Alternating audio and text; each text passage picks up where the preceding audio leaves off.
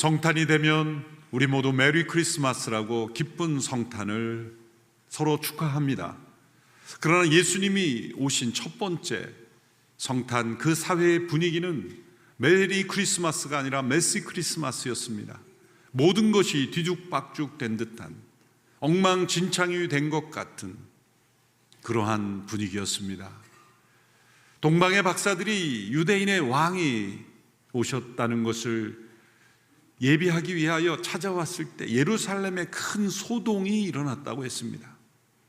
그것은 마땅히 먼저 메시아의 오심을 분별하고 예배해야 될 유대 율법자들, 또한 바리새인들, 오랫동안 구약의 약속을 익숙히 아는 이들은 그 주님의 오심에 대하여 무관심했으나 저 멀리 동방의 이방 점성술가들로부터 그 분별함을 받고 찾아온 이들이 왔기 때문입니다. 그 소식을 들은 헤롯은 자신의 위치에 위협을 받을까 봐 베들레헴에서 태어난 아기들을 무참히 학살하는 대학살, 잔인한 학살이 이루어졌습니다. 이것이 첫 번째 크리스마스의 사회 분위기였습니다. 이 땅에 태어나신 예수님은 누일 곳이 없어 동물의 먹이통에 누였습니다. 하나님의 아들 예수께서 세상에 오셨을 때 세상이 그분께 드린 첫 번째 선물은 동물의 먹이통이었습니다. 마지막 선물은 십자가였죠. 더욱이 예수님의 출생은 처녀에게서 태어난, 처녀가 잉태하여 아들을 낳은 사건입니다. 초자연적인 사건입니다. 신약 성경은 어떻게 이런 일이 가능할 것인가 라는 과학적 설명을 하지 않습니다. 도리어 요셉과 마리아가 그 엄청난 일을 감당하기 힘들어 고민하며 갈등하며 그러나 믿음으로 순종한 이야기를 우리에게 전해주고 있을 뿐입니다. 동정녀 마리아는 놀랍게도 자신의 몸을 통해 하나님의 아들 메시아가 세상에 오신다는 소식을 믿음으로 받아들였습니다. 누가복음 1장 38절의 말씀을 보시면 마리아가 대답했습니다. 보십시오, 저는 주의 여종입니다. 당신의 말씀대로 제게 이루어지기를 원합니다. 당신의 말씀대로 제게 이루어지기를 원합니다. 한 단어로 표현하면 아멘입니다. 아멘은 진실로 그렇게 되기를 원합니다 라는 표현입니다. 전능하신 하나님의 능력이 그 말씀을 통해 역사하시는데 그 말씀에 아멘으로 응답할 때 우리의 몸에, 우리의 삶에, 이 사회 속에 놀라운 역사가 일어납니다. 천지를 말씀으로 창조하신 하나님의 능력이 임하여 초자연적인 역사가 일어나는 것입니다. 마리아는 이 소식을 들었을 때 거절할 수도 있었을 겁니다. 두려워 외면할 수도 있었을 겁니다. 주변 사람들이 자신을 믿어주지 않는다면, 더군다나 요셉이 자신을 믿어주지 않는다면 파혼당할 뿐만 아니라 도대에 맞아 죽을 수도 있는 매우 위험한 일이기 때문입니다. 그러나 마리아는 하나님의 뜻이 이루어지기를 원했고 주의 여종이오니 주의 말씀대로 내게 이루어지이다 담대하게 믿음으로 순종했습니다. 그런데 요셉은 어땠을까요? 마리아는 자신이 결백하기에 당당하게 떳떳하게 그 위험한 길을 받아들일 수 있었겠지만 요셉은 더 큰 믿음이 요구되었을 것입니다. 마리아를 믿어야 합니다. 성령의 능력으로 이루어졌다는 것을 믿어야 합니다. 이 사실을 믿는다 할지라도 왜 요셉과 마리아에게 이런 일이 일어나야 하는가? 요셉은 심각한 고민에 빠졌을 것입니다. 하나님께서는 천사를 통해 요셉에게 계시해 주셨습니다. 마리아는 성령의 능력으로 잉태된 것이니 그를 보호하라. 그녀를 보호하라. 그녀를 아내로 맞이하라. 마리아는 이 천사의 계시를 받았고 요셉도 천사의 계시를 받아 이 요셉과 마리아는 하나님의 아들이 그들을 통해 태어나는 것을 받아들였습니다. 하나님께서는 오랫동안 메시아의 출생을 준비하셨습니다. 크리스마스는 베들레헴에서 시작된 것이 아닙니다.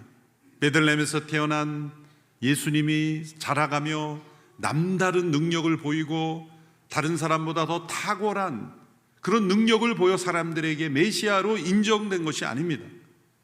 예수님은 약속을 따라 메시아로 태어나신 것이고 메시아의 역할을 하신 것입니다. 하나님은 오랫동안 역사 속에 준비하셨습니다. 많은 예언자들을 통해 말씀하셨습니다. 창세기 3장 15절에 여자의 후손으로 메시아가 올 것을 예언하신 이후로 세례 요한에 이르기까지 적어도 200여 개 이상의 다양한 예언을 통해 다양한 시대 문화 속에서 여러 예언자들을 통해 예수님의 출생을 예언하셨습니다. 예수님은 약속대로 말씀을 따라 그 말씀대로 세상에 오신 것입니다. 세상에 어떤 위인이, 세상에 어떤 종교의 창시자가 예언을 따라 오신 이가 있습니까? 오직 예수님만이. 구약의 모든 역사는 이 세상에 오실 예수님을 미리 예언한 책이 구약입니다. 구약의 모든 약속은 예수님 한 분을 가리키고 있습니다. 신약의 모든 내용은 오신 그분이 약속하신 말씀대로 행하셨고 그분이 우리의 메시아요 하나님의 아들이신 그분이 사람이 되심으로 우리 모두가 다 하나님의 자녀가 될 수 있는 길과 진리와 생명이 되신 분이라는 것을 증거하고 있습니다. 하나님은 어느 때에 메시아를 보내실지, 또 어느 민족으로, 또 어느 가문으로, 또 어느 부부를 택하여 보내실지를 선택하셨습니다. 그런 하나님의 약속을 따라 택함 받은 이가 요셉과 마리아입니다. 왜 요셉과 마리아일까요? 1차적으로는 그들이 다윗의 후손이기 때문입니다. 다윗의 후손을 통해 메시아가 온다는 예언이 계속 반복이 되었죠. 요셉도 다윗의 후손이요 마리아도 다윗의 후손입니다. 다윗의 후손 두 사람을 통하여 세상에 보내셨습니다. 또한 그 두 사람은 정혼한 상태에 있었기 때문입니다. 이 정혼이라는 것은 우리말에는 약혼이라고 되어 있지만 오늘 우리 시대의 약혼과는 다른 차원의 약혼과 결혼의 중간 단계에 있는 것이 정혼입니다. 그것을 약혼이라고 번역을 할지라도 우리 시대의 약혼과는 다른 차원의 약혼이라는 것을 이해해야 합니다. 그것은 법적인 구속력이 있는 남편과 아내로 불릴 수 있는 관계입니다. 그러나 함께 살지는 않습니다. 약 1년 동안 이제 이 약혼의 단계에 이르게 되면 함께 사는 가정의 생활을 시작하기 전에 결혼 이전에 1년 정도를 따로 지내나 법적으로는 부부인 우리가 생각할 때는 좀 애매한 그런 상태에 있는 문화가 있었습니다. 그 당시 유대 결혼 문화이죠. 오늘날에는 어떤지 모르겠지만 예수님 당시에 그런 문화입니다. 그러므로 이 시기에 파혼을 하려면 마치 이혼과 동일한 절차를 밟아야 합니다. 그리고 이 사이에 혹 자녀가 태어나면 그 자녀는 법적인 자녀의 신분을 얻게 되는 것입니다. 그러므로 처녀에게서 태어나며 단지 마리아라는 한 여인에게서만 태어났다면 예수님은 사생아가 되는 것이고 그 사회로부터 보호받지 못하는 것이고 어떤 위험에 처할지 모르는 상황에 처해지게 됩니다. 그러나 이런 정혼한 관계, 요셉과 마리아의 법적인 보호를 받는 자녀로 태어났기에 예수님은 자녀로서 신분을 가진 자로 살아갈 수가 있었습니다. 바로 이러한 유대 문화의 독특한 정혼 관계라는 관계 속에 있는 요셉과 마리아를 하나님은 택하신 것입니다. 게다가 두 사람은 믿음으로 이 엄청난 사실을 받아들이고 담대하게 용기 있게 순종할 수 있는 이 부부를 택하신 것입니다. 하나님의 계획은 완전하십니다. 오랫동안 준비하신 하나님의 약속은 반드시 그렇게 이루어지도록 하나님은 역사하셨습니다. 다윗의 후손 가운데 처녀를 통해 잉태케 하시고 태어나게 하시지만 의로운 아버지 요셉의 보호를 받도록 하시기 위하여 하나님은 요셉과 마리아를 선택하신 것입니다. 천사는 요셉에게 왜 이러한 일이 일어났는가를 이렇게 설명합니다. 22절, 23절에 말씀입니다. 우리 함께 읽겠습니다. 이 모든 일이 일어나게 된 것은 주께서 예언자를 통해 말씀하신 것을 성취하기 위함이었습니다. 처녀가 잉태의 아들을 낳을 것이요 그를 임마누엘이라 부를 것이다. 임마누엘이란 하나님께서 우리와 함께 하신다는 뜻입니다. 이 예언은 이사야 7장 14절의 말씀이 이루어진 것입니다. 제가 읽어보겠습니다. 그러므로 주께서 친히 다윗 왕실의 표적을 주실 것입니다. 보십시오, 처녀가 잉태의 아들을 낳고 그를 임마누엘이라고 부를 것입니다. 수백 년 전에 이미 하나님께서 다윗 왕조의 몰락의 시대에 주신 예언입니다. 처녀가 잉태의 아들을 낳고 그를 임마누엘이라 부를 것이다. 주께서 친히, 이 단어가 중요합니다. 인간의 무관심, 인간의 무능력, 인간의 불순종, 인간의 반역, 모든 것을 뛰어넘어 친히 찾아오신 사건, 처녀가 잉태하여 아들을 낳음으로 그가 바로 하나님이 우리와 함께 하시는 표적이 되는 사건이 일어난다는 것입니다. 이 예언대로 예수님이 세상에 오신 것입니다. 크리스마스는 베들레헴에서 시작된 것이 아닙니다. 오래전 약속을 따라 오신 바로 그분이 오신 것입니다. 그분은 아브라함과 다윗의 후손으로 나셨지만 아브라함보다 먼저 계신 분이요 다윗의 후손으로 오셨지만 다윗의 주님이신 분입니다. 왜 이런 일이 일어나야 하는가? 요셉에게 이렇게 설명하셨습니다. 그 이름에 이유가 담겨 있다. 임마누엘, 하나님이 우리와 함께 하신다. 독생자를 세상에 보내신 하나님은 우리와 함께 하시기를 원하시는 하나님이시라는 겁니다. 그 하나님은 천지를 창조하신 분이며 그 피조된 인간이 하나님을 반역하고 불순종하고 하나님을 떠났지만, 하나님께 등을 돌렸지만, 하나님은 친히 자신에게 등을 돌린 인간을 먼저 찾아오시며 받아들이지 않아도 끊임없이 찾아오시며 불순종해도 계속해서 포기하지 않고 찾아오시며 받아들이지 않고 여전히 완고한 그들에게도 끝까지 포기하지 않고 함께 하시기를 원하시는 하나님. 그래서 오신 분이 예수님이십니다. 하나님은 자신을 배반하고 떠난 인간을 포기하지 않으셨습니다. 하나님이 함께 하시려고 찾아오셨다는 것은 인간이 하나님을 떠나 있다는 겁니다. 하나님을 떠난 인간도 하나님의 형상대로 지음받은 인간에게 그 능력을 가지고 문명을 만들고 이런 창조적인 능력을 가지고 세상을 다스리며 살아가기에 하나님 없이도 사람들은 충분히 살아갈 수 있다고 생각합니다. 그러나 여러분, 뉴스를 보십시오. 하나님 없이 살아가는 사람들이 만들어가는 이 세상이 얼마나 무섭습니까?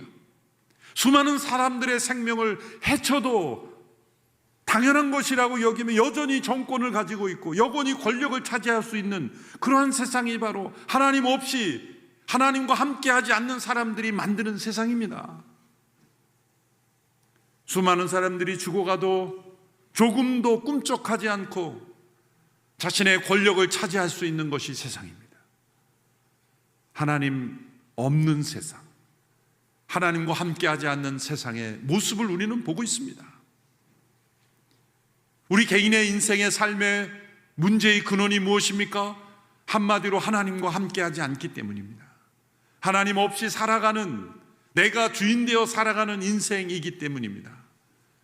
하나님은 그러한 상태에 있는 이 세상과 우리를 버려두지 아니하시고 함께 하시기를 원하시는 겁니다.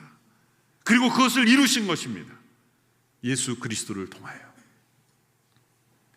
이 모든 인간의 불순종과 반역과 배신과 무관심을 어떻게 뒤집어 풀 수 있겠습니까? 어떻게 이렇게 반역자를 돌이키게 할 수 있겠습니까? 어떻게 하나님을 등진 자들 돌아오게 할 수 있겠습니까? 그것은 죄가 없으신 의로우신 하나님의 아들이 친히 인간의 몸을 입고 오셔서 그 인간의 모든 타락의 근원이 되는 죄를 짊어지시고 십자가의 죽으심으로 우리를 용서하시며 성령이 임하심으로 그들이 의롭고 거룩한 백성으로 하나님과 함께 할 수 있는 길을 여시는 길뿐입니다. 인간으로부터는 그 어떠한 길이 나오지 않습니다. 그래서 동정녀 탄생이 필요한 것입니다. 첫째로 동정녀 탄생은 인간의 본성에 대한 하나님의 심판을 나타내는 것입니다. 인간 스스로는 구원할 수 없다는 것입니다. 아무런 희망이 없다는 것입니다. 인간 스스로는 어떤 교육으로도 과학기술 문명으로도 스스로를 이 문제로부터 벗어나게 할 수 없습니다. 하나님을 떠나서 생긴 문제를 하나님 없는 그들끼리 해결할 수 없다는 겁니다. 다시 하나님께로 돌아와야 해결되는 것입니다. 그런데 스스로 돌아올 수 없습니다. 하나님께서 임하셔야 합니다. 하나님의 아들이 오셨어야만 합니다. 하나님의 능력으로 친히 우리를 구원하셔야만 합니다. 죄 있는 자로 태어나서는 안 됩니다. 죄 있는 모양으로 인간의 몸으로 오셨지만 죄가 없는 의로운 분으로 오셔야 하는 것입니다. 그러므로 두 번째 동정녀 탄생은 성령의 능력으로 죄가 없는 완전한 인성을 가지신 분으로 태어나셔야만 했기 때문입니다. 단지 동정녀의 탄생이기 때문에 죄가 없는 거 아닙니다. 마리아도 죄가 있는 사람이기 때문이죠. 성령의 능력으로 동정녀에게서 태어났기 때문에 그분은 죄가 없으신 완전한 인성을 가지신 분이에요. 새로운 인간입니다. 완전히 새로운 인류입니다. 모든 인간은 아담 안에서 태어나면서부터 죄 가운데 태어났습니다. 아담의 안에 있던 모든 죄의 뿌리를 타고난 사람들입니다. 첫째 아담 안에서 다 태어났습니다. 그러나 이 땅에 처녀의 몸에 성령으로 잉태하신 예수님은 둘째 아담이라고 불릴 수 있는 것은 그분은 죄가 없는 온전히 의로우신 분이기 때문입니다. 그리고 그를 믿는 모든 자에게, 그분의 죽음을 받아들이는 모든 자에게 예수님 안에 있는 온전한 의로움과 거룩함을 선물로 주실 수 있는 분으로 오신 것입니다. 하나님의 시각에는 인류의 인구는 두 사람밖에 없습니다. 첫째 아담과 둘째 아담. 아담 안에서 우리 모두가 타락한 죄인이 되었지만 둘째 아담이신 그리스도 안에서 우리 모두가 온전히 의롭게 되는 역사를 이루시기 위하여 그분은 동정녀의 몸에서 성령으로 잉태되어 오신 것입니다. 셋째로 그로 말미암아 동정녀의 탄생은 그리스도 안에서 신성과 인성, 완전하신 하나님이며 동시에 완전한 사람이신 분으로 나타나신 분입니다. 예수님의 죽음이 왜 모든 사람의 죄를 용서할 수 있는 죽음입니까? 그분이 하나님의 아들이시기 때문입니다. 완전한 하나님이신 그분이 아니라면 우리의 죄를 어떻게 용서할 수 있겠습니까? 단 한 사람의 죽음일 뿐입니다. 죄를 가진 한 사람이 그 대가를 치는 것뿐입니다.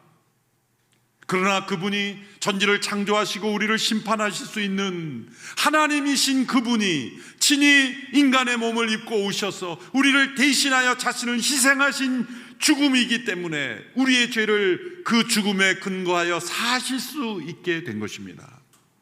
예수님은 온전한 하나님이시며 동시에 완전한 사람이십니다. 50%가 합쳐진 게 아닙니다. 사람들에 의하여 신격화된 인간이란 뜻도 아닙니다. 여러분, 가우타마 붓다는 나는 신이 아니라고 공언했습니다. 그런데 사람들이 신격화한 거죠. 스스로 신이라고 주장하지 않은 존재를 사람들이 신으로 받든 거죠. 사람들이 신으로 신격화한다고 신이 됩니까? 누군가 나는 신이라고 주장한다면 신적 능력을 보여야 할 것입니다. 그래서 사이비들은 조작을 하죠. 마치 기적이 일어난 것처럼, 신비한 능력이 일어난 것처럼. 그러나 시간이 흐르면 모든 거짓은 다 드러나고 맙니다. 예수님은 그분의 신성을 증거하셨습니다. 나와 아버지는 하나이라 말씀하셨습니다. 나는 생명의 빛이고 세상의 빛이고 나는 선한 목자라 말씀하셨어요. 나는 길이요 진리요 생명이라는 이 신성을 증거하셨습니다. 그리고 그 증언하신 그대로 예수님의 모든 삶과 교훈에는 신적인 능력이 나타나셨습니다.